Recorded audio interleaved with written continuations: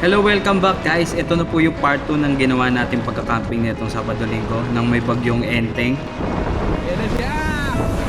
Huwag mo sisira! Tagal na natin bago pa. So ayun na nga, I decided to abandon tent. Abandon tent, parang yung sa barko. Abandon ship! Nakidnap na ako. Resume yung camping natin. Hello. Sabi ko sa inyo, naka-vlog na si Kuya eh. At nang dahil sa bagyong Enteng, nagkaroon ako ng mga bagong kakilala sapagkat nabigo silang umuwi itong umaga na ito sapagkat may umapaw na ilog sa kanilang daan. At bumalik na lang sila dito sa campsite na to at inimbitahan nila akong sumalo sa kanilang tanghalian. At ito naman po ang part 1 of 2 ng ating solo moto camping adventure na ginawa dito sa River Ranch. Samahan niyo po ako sa aking panibagong adventure dito sa part 2 ng ating vlog. Maraming salamat po. Let's go! 2023, when my wife has died, anxiety and depression started. I teased so hard to fight that kind of a situation.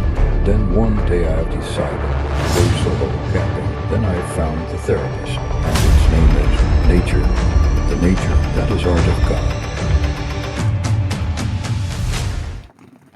Hello, good morning. Medyo tinanghali tayo ng gising. Ang sarap kasi matulog, magdamag ganito yung ambul lang. Tapos sa tent lang. Ang problema natin, may hangin-hangin na. May bagyo ba? Ayun, no?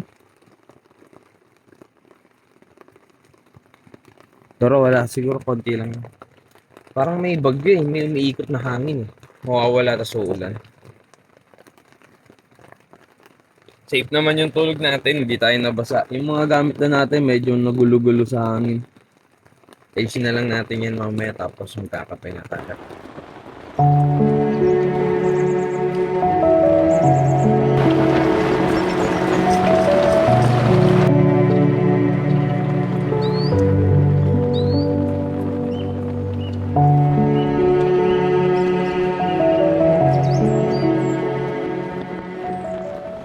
So, ayun na nga. Good morning. Yung ilog medyo tumaas na siya tapos ang labo ng tubig. Galing talaga sa bundok, sa nature. Kakaiba experience natin ngayon dito. Alam niyo ano yung masaklap? Sa may Marilaki Camp, sabi din yun sa kabila eh. Kasi ito yung Camp Hayatus, nandito sa kabila. Dito tayo sa River Ranch. Nabalaaw sila doon. Kumbaga, lumaki na yung ilog, hindi pa rin sila nakakatawid. Sabi ni Kuya, yung caretaker dito, dapat daw pinalabas daw yun kagabi. Kasi, kapag inabutan nga daw yung ganitong ulan, hihintayin pa humupa yan. Eh, ilang araw daw yan bago humupa. Worse pa niyan. Isang linggo. Yun naman sa kalap doon. Yun lang yung disadvantage ng may river crossing. Kahit kami nung nag-camping kami dati sa Blue Luneto, hindi kami nakauwi kasi umulan, taas ng tubig. Kaya ginawa namin, nagpalipas kami. Pero yun dito sa River Ranch, safe dito. Yun ang may nakasedan. Paalis na siya. Paalis na sila. Bali ngayong umaga, ako na lang mag-isang camper dito. Ako na lang mag-isang natitira. Abantayan ko lang yung sarili ko dito magdamag. Hindi, mamayang hapon, lupapack up din tayo. Medyo maulan talaga eh. Kailangan mawala yung ulan bago tayo magligpit. Kasi, ang hirap din magligpit ng basa. Kapag nilagay mo sa gamit mo, basa. Bigat. Kaya sana minto yung ulan hanggang mamayang hapon. Hey, this is it! Umulan, bumagyo, ayos lang. Tuloy-tuloy pa rin. Woohoo! Uy, yan na siya! Huwag mo sisirain!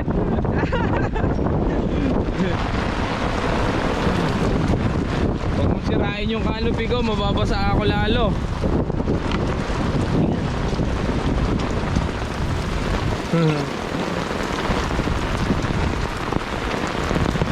May breakfast pa ako eh. Pero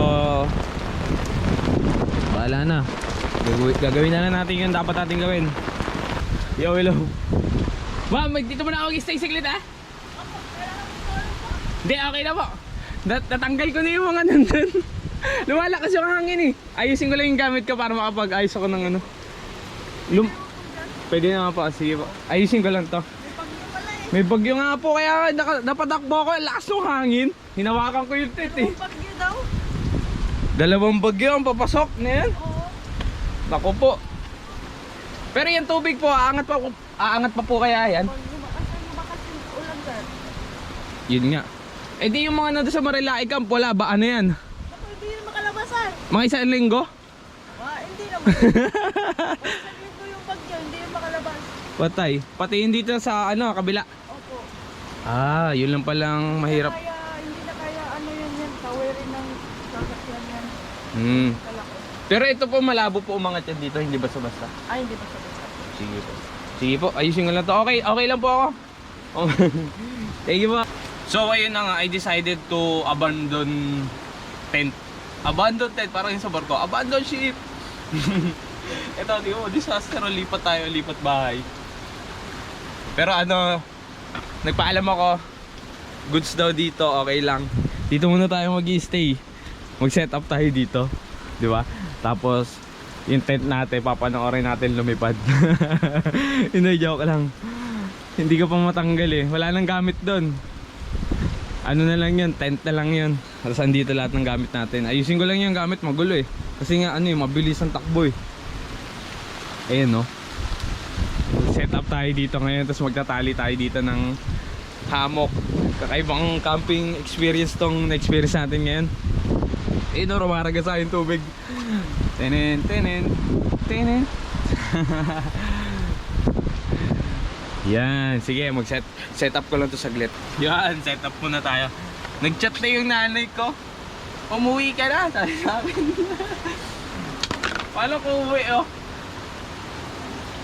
Kumaayos yung ano natin, gamit. Mahirap kasi magtupi pag umuulan, basa. Ayusin natin dito, pinahiram tayo ng kubo. So ayan, nakapag-setup na tayo dito. Dito tayo nag-setup sa kubo. Ayan. Dito tayo magre-relax mamaya, pero asikasuhin muna natin yung canopy. Ligo na lang tayo.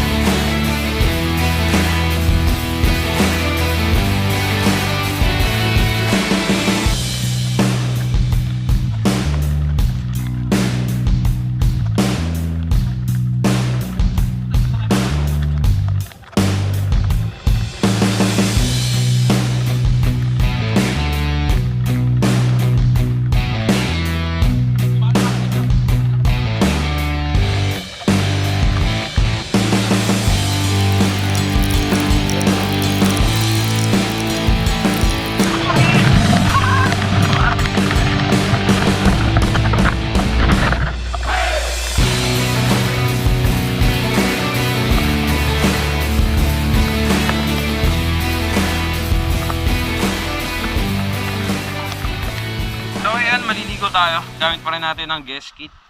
Galing sa ibang lugar yan.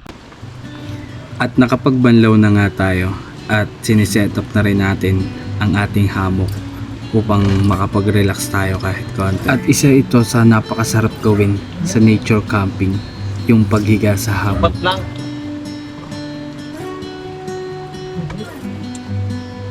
Ba? All right na, all right.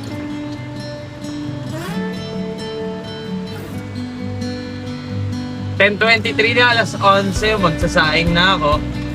Tapos may pagkain pa naman tayo dyan, meron pa tayong Meron tayong pastil at meron tayong pancit canton, tapos meron tayong salted egg noodles. Ayun, may 4 na itlog. Namin ito yung ulan dahil kung hindi, stranded tayo dito, abutin pa tayo ng gabi dahil baha nga doon sa dadaanan natin sa San Andres. So ngayon, ano pang gagawin? Muni-muni, tapos kape ulit. Kuha tayo uli ng kape. So ayun na nga,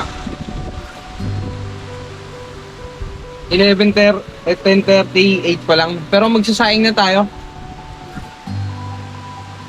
Magsasaing. First, the rice. Gamitin natin yung long grain rice pa rin.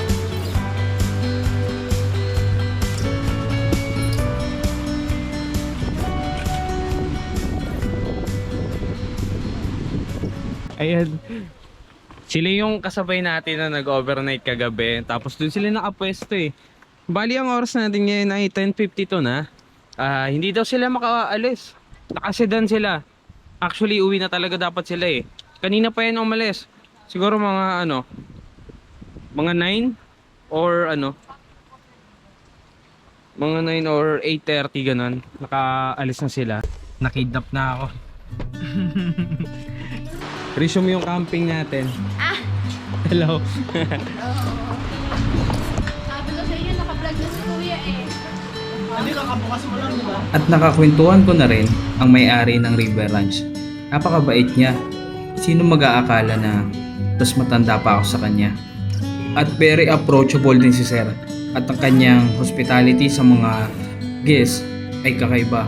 Napakabait niya. Kahapon niya kinamusta niya isa-isa ang mga camper na nandun.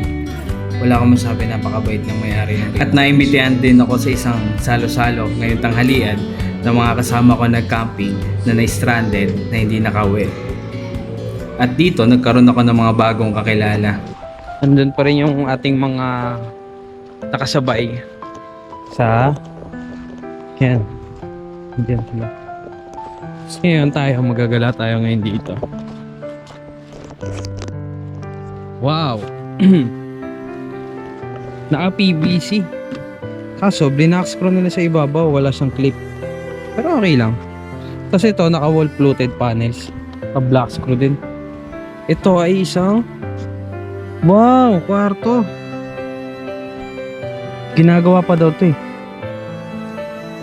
Isa siyang room. Pero astig, maayos. Tapos ito naman ay Abondale. Abondale ba? Abondale sa Tagalog. Di ko lang alam kung pinaparentahan. Gawa siya ni Sir Atoy. Bago lang tong na to. Kasi itong Atoys niya, wala na yung puti dito. Atoy. Tiny House, River Ranch, Camper Leisure International, RV Life, Abondale. Ito maganda oh. Ito maganda pag magka-camping. Ito may canopy siya oh. Feeling ko to, electric. Dipindot. Oh, medyo mataas pa rin yung tubig. Ganito gusto ko. Ito maganda pag magka-camping. Kasi hindi mo ganang problema yung tubig yan eh. Hindi ka babahain. Tsaka hindi lupa.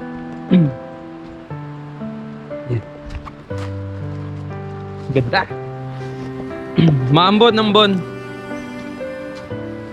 Tapos ngayon try natin umakyat dito. Ayun no. Wow. Meron pa pala isang doon, cabin. Ito yung tubig. Wow. Tapos kanina may naka-setup dyan eh. Yung part na yan. Wow, stick. Ito, bubong lang kulang na ito. Pincherito. Oo, yun o, may mga campers pa dun. Wala, no choice sila. Hantay talaga sila na mawala yung baha na yun. Kasi mahirap tumawid yun eh. Yan, tapos na tayo mga kapitbahay. Galing tayo sa ating mga kapitbahay. Naghahantay kami na humupa. Pero medyo humupa na ng konti. Humupa yung baha. Kasi nga doon sa dadaanan namin ay baha. Tulad nito, baha.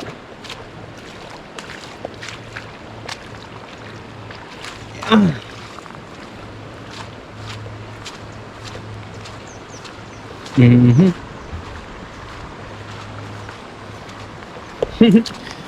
Ganito maganda magkampo, ganito lang dala. Backpack lang. Next time, ganun na gagawin natin. Minimize natin lahat ng gamit natin. So, here. Welcome to my kubo. To my kubo, yun hindi naman sa atin. Wow, nandito na tayo sa ating munting kubo. Siguro magliligpit na tayo. Kailangan na natin magligpit kasi mamaya-maya pwede na tayong umuwi. Pag umupa yung tubig dun. Pero pag hindi, no choice tayo.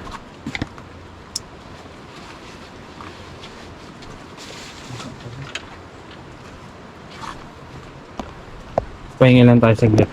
Ito pala yung power bank natin. Ayun, may natira pa siyang 64%. Matatag din. Ang gamit natin sa kanya mga ilaw. To ring light, tong fan, tapos tong ilaw na to. Tapos yung peri light natin. Tapos mga pang charge ng ating mga gadget. Yan, cellphone, tablet. Tapos yung sa GoPro na charger para sa camera. Ngayon ang oras natin ay 3:02. Iayusin ko na yung mga gamit natin kasi pwede na tayong umalis mamaya. So ayun na nga guys, nakapag ligpit na tayo ng ating mga gamit. Bali ito yung gamit natin. Mukha lang siyang bulky. Hindi yung type na isa pang balance yun sa harap para counterweight. Ito medyo mabigat kasi meron tayong lead acid na gamit na power station. Tapos to backpack. Ayan, meron tayong backpack. Kayang-kaya naman yung backpack. So magre-raincoat lang tayo para syempre ang rules, kaigo, and then leave no trace but good memories. You can take it.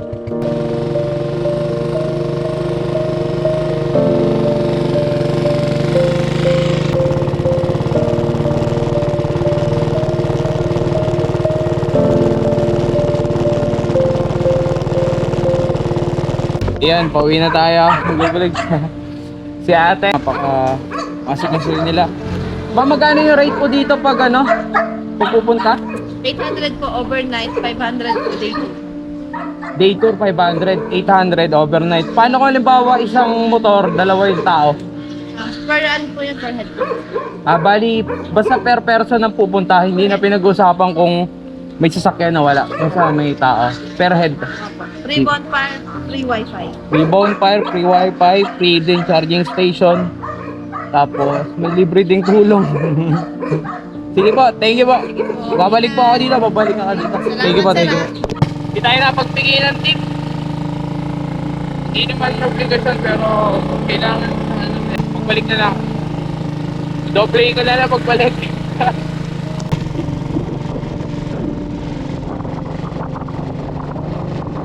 Dalay lang tayo, nadali na tayo sa ganito. Ito yung umaapaw pag sobrang lakas ng ulan. Kanina mataas yung tubig daw dito. Hindi makadaan ng mga sasakyan. Bibirayin natin to.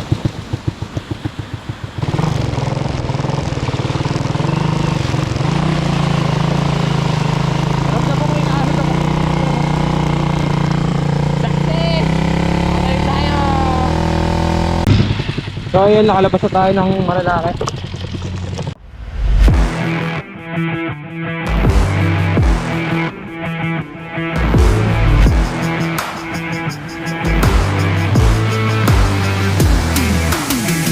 So ngayon,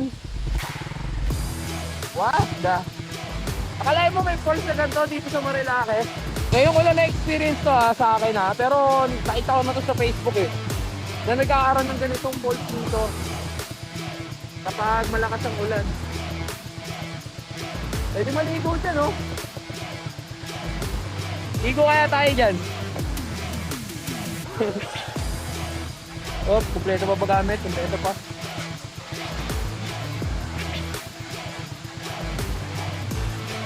Sarap po, parang ang sarap pagpadaos-dos dun sa dinadaanan mismo. Oh, abante na tayo, maraming sakyan.